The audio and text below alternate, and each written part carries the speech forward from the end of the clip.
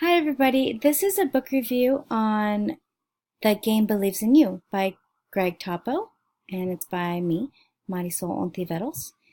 So basically, it's written by, Greg Toppo, and the book, it basically presents a story of like a small group of visionaries who, for the past 40 years, have been pushing to get game controllers into the hands of learners. So they're trying to establish video games in the educational school system. So the text is, it's an eye-opening piece because, a lot of educators, they don't particularly like using fad technology. So it allows the teachers to not just view their video game technology as something to just be thrown away or pushed aside, but as an actual engaging, powerful tool that helps students as well as the teachers. And so Mr. Topo, he helps the readers and the educators alike understand that there's a bridge and a divide between too much screen time on technology and educational video games.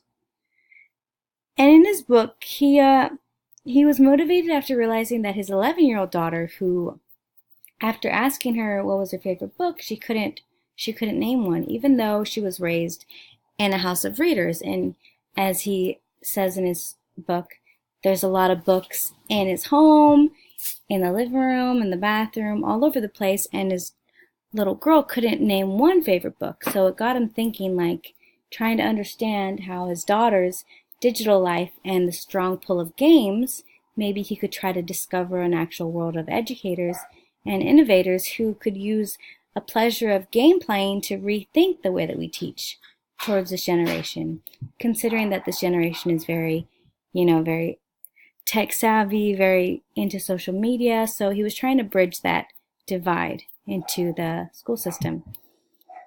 And so the summary of the actual book is that, many teachers are thrown off by video games because they see it, like I said, as another fad. And education technology has become very overpromised by the district and sometimes underdelivered. And so Mr. Topo discovered that the world of educators and innovators, they're using the inherent pleasures of gameplay to rethink, like I said before. But the book, it's been known to present a thrilling vision of what the best screen time can be for a child. It also dictates how we can harness these powerful new tools, quote unquote, in ways that are productive rather than destructive. And also, Mr. Topo focuses on implementing the games in our actual school and their classrooms. So in the book, it gives the teachers a bunch of actual background knowledge to avoid common pitfalls, and also provides us with tons of examples to inspire us to push forward through the rough spots.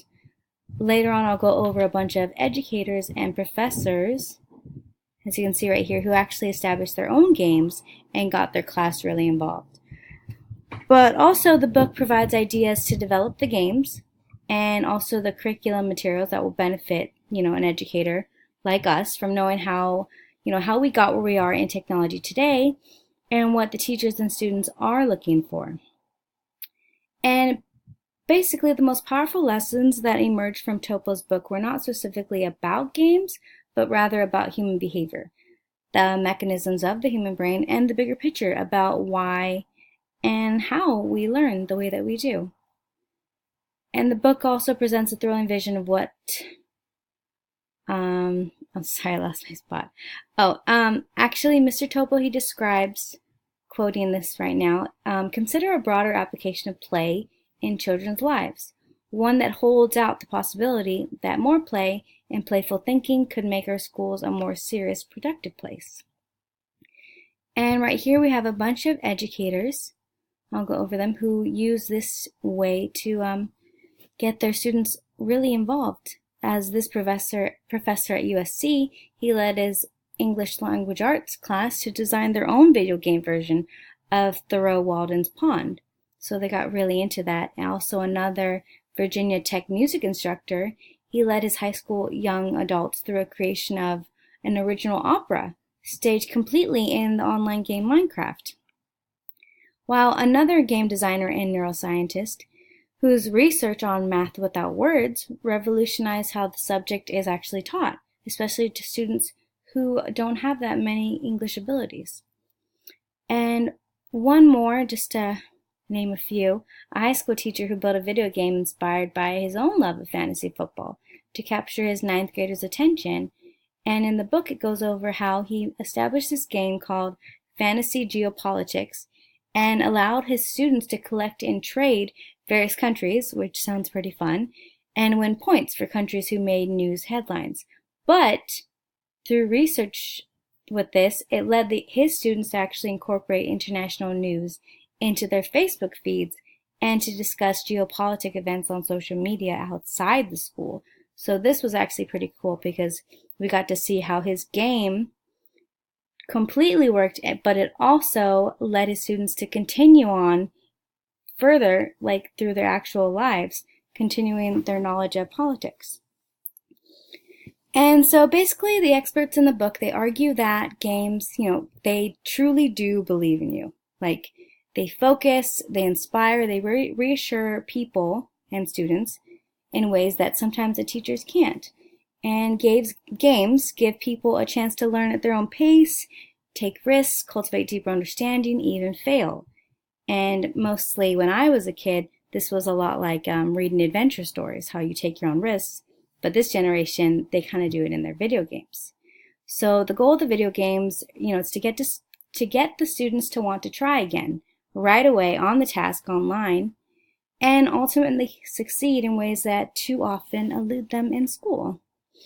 And so, in my opinion, I do believe that the students are currently very accustomed to visuals and screen time, as everybody knows, but much more so than letters on a book. I do agree with Mr. Topo that game playing can instill in a student that the game believes in you and it can tie into the lesson, yada yada.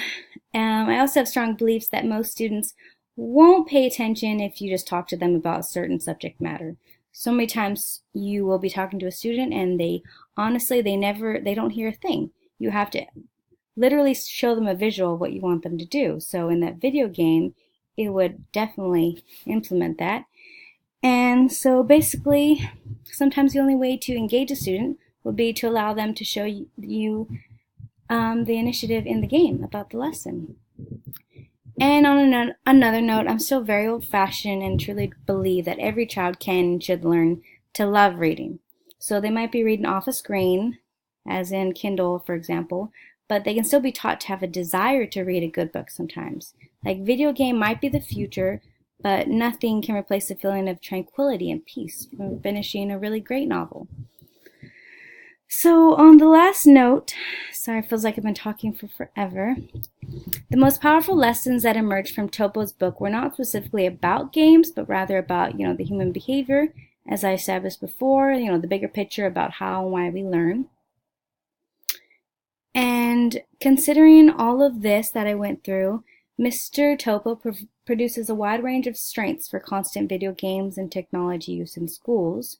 But what he doesn't go over is how hard it might be for the teacher to monitor every student, especially if he or she is doing something that they should not be doing online, which definitely happens a lot. Far too many times a student becomes distracted and goes online for something non-educational. So that is a definite negative. You having constant iPads in the classroom, it sometimes adds way more distraction to the learning environment. And on another note, sometimes it doesn't. So that would be a definite negative. I know there are a bunch of restrictions on iPads, but sometimes when the students take home their school iPad, they can connect to their own Wi-Fi and they can go see things that they might not, or they should definitely not be viewing. So I do believe that this generation, it's extremely accustomed to constant screen time, and this method of education will help them, but to a certain extent, just like with everything else.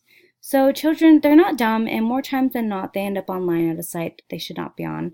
So my final judgment is a 1.5 thumbs up, because however good a method is, and this method is very good because children love games, all students, there are always students who tend to ruin things sometimes for the whole class, or students who just learn differently.